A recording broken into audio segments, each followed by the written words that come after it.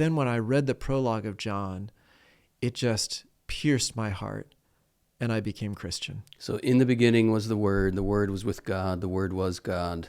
All things were made through him. Without him, nothing came to be that came to be. And what came to be through him was life, and this life was the light of men. And in reading that, are you saying in your reading of that, you became a believer that... I said, this is the truth. This brings everything together. I had picked up a few little pieces from different places, like Zen and the Art of Motorcycle Maintenance. I had gotten a little taste of Taoism. I had, gotten a little into this thing and that thing. And I just saw all of them land in Christianity in the prologue of John.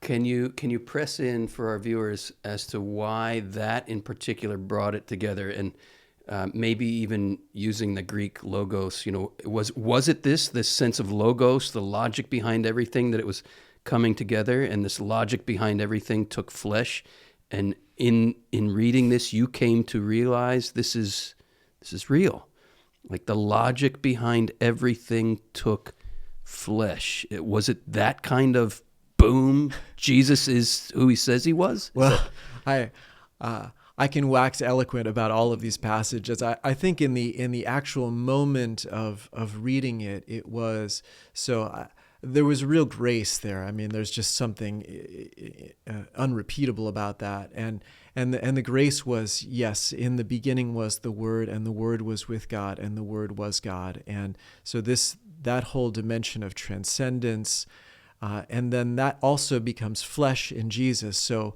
all of that is entirely within Christianity, and Christianity has all of this truth.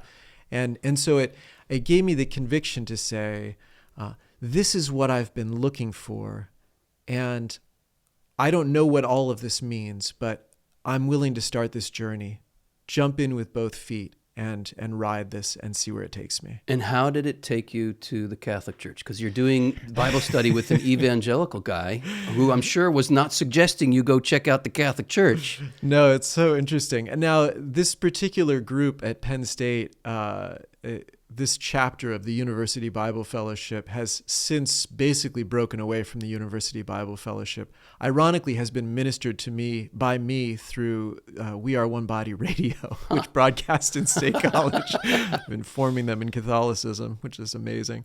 But I had so they were actually very Catholic friendly in an interesting way. The head had been Catholic, never really rejected the Catholic Church, just lost his way and then found his way back to Christ through the UBF. But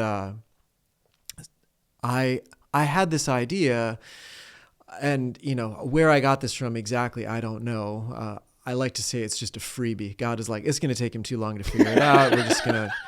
I just had this sense, like, if I'm going to choose, I'm going to do the whole thing.